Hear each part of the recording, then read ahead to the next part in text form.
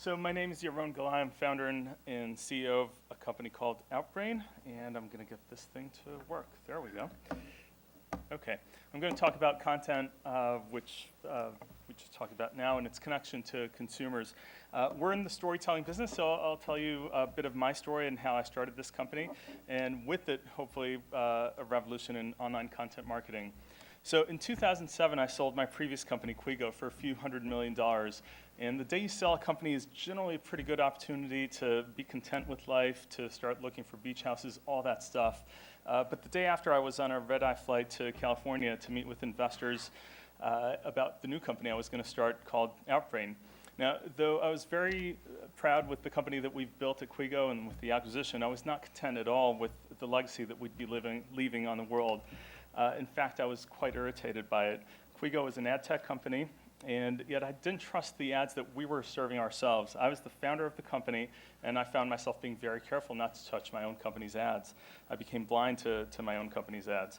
So I realized at that point that we, the ad tech companies, in our greed for easy, fast dollars, have created a super bacteria that's also known as humanity, which is becoming increasingly immune to all forms of antibiotics, or also known as ads. And that just didn't seem like a good long-term sustainable way to support the journalism and the content that I love. So a few months earlier, I was reading one of my favorite blogs by Fred Wilson. Fred is a VC here in New York, Union Square Ventures, and a great blogger. He writes about startups, writes about music. I don't care much about music, but I do care a lot about startups.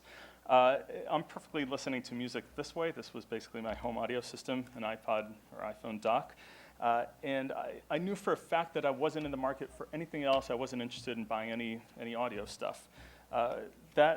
That day, Fred, when I was reading his blog, he wrote about a company called Sonos, and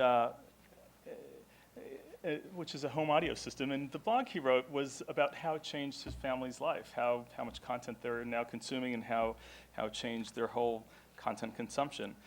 He wrote a few things that were annoying for him about Sonos, but overall it was a fantastic endorsement of the product. It's precisely those things that he complained about that made the whole blog post so authentic and so powerful for me.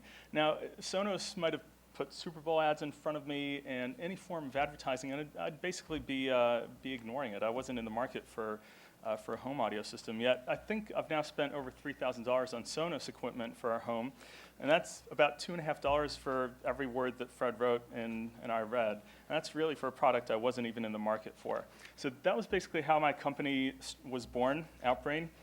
For those of you who haven't heard of us, this is the Fred Wilson post. For those of you who haven't heard of us, we're the company that powers the content recommendations for publishers like Fox News and CNN and ESPN.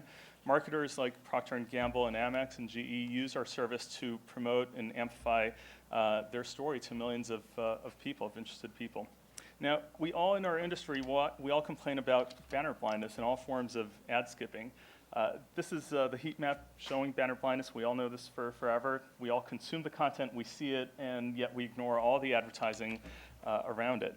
Now, this wasn't always like this. When banner and display advertising started, click-through rates and engagement rates were over 7% in the early days.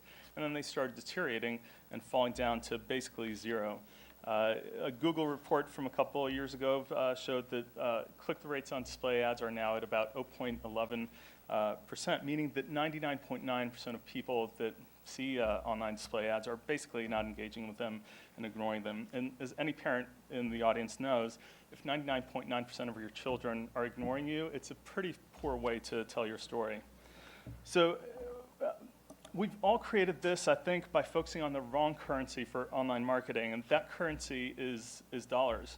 I think the amount of dollars that a publisher can get from an advertiser, can extract from an advertiser, has very little to do with the user. When a user consumes content and ads, he or she can't be expected to appreciate the content more or less based on the dollar amount the advertiser is paying. The dollars paid is not how a user makes her consumption decisions. Now, the dollars are a great outcome, and I think they're certainly critical for publishers these days. But I think they're the wrong currency for publishers and marketers to be focusing on. And I'd like to propose that we focus on an alternative currency, which to me is trust, user trust.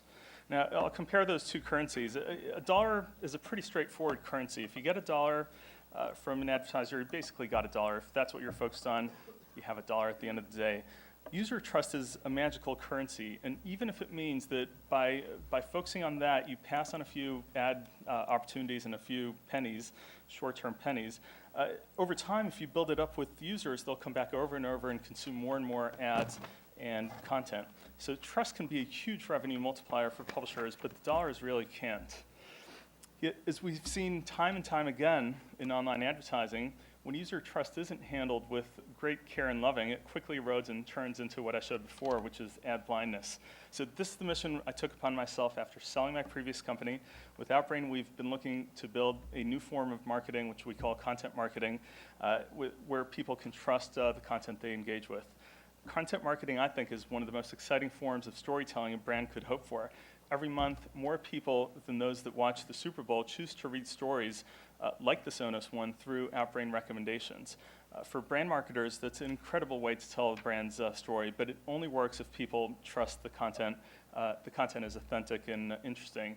Now, the thing that could erode this is things like this. We're at a pivotal moment for content marketing, and it's a moment where we decide if we let short-term greed and basically snake oil offers like these take over content recommendations and slip this form of marketing into blindness over time.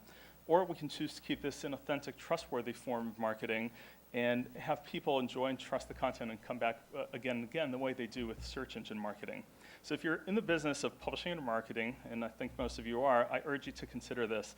It'll be ourselves to blame in a few years if we look back at this moment and we say we let content marketing slide into the same pattern as banner blindness. Now, I want to end with a little content marketing experiment. We'll do a live, authentic content marketing experiment. And skeptics that I speak with often tell me that content marketing is all nice and great, and it works amazingly well for brands like Apple, Sonos, Tesla, brands that have an amazing brand to begin with. But it doesn't work for anything else. So to me, that's just an excuse of lack of creativity. And I want to show one example from my own home. And I think you'll all be familiar with this site of the detergent aisle in the supermarket. Now, all the products here eventually blend to become the same sort of brand mix, and it's difficult to know what's what. And to me, I just end up picking a random one each time, or I used to at least. Now, a few years ago, I read this story on Fast Company about laundry detergent, about seventh generation, and about why the founder started it. Essentially, it was because he was annoyed with all the huge environmental toll resulting from existing household products, from the packaging that goes into landfills and the chemicals used. The story also had a great letter. Let's see, 2 minutes. I have the time for it. So here's a letter that was sent to the founder from Gabrielle Lennon in California. Dear seventh generation, my heart has been overflowing with gratitude since Saturday night. I was emptying the dishwasher and hadn't realized that it had malfunctioned, and my daughter had opened the little detergent door, and I wasn't paying attention. I looked down to see her with 2 handfuls and a mouthful of your dishwasher powder. Frantic, I called the poison control center. My daughter ate the dishwasher powder, is what I said. They asked what brand it was.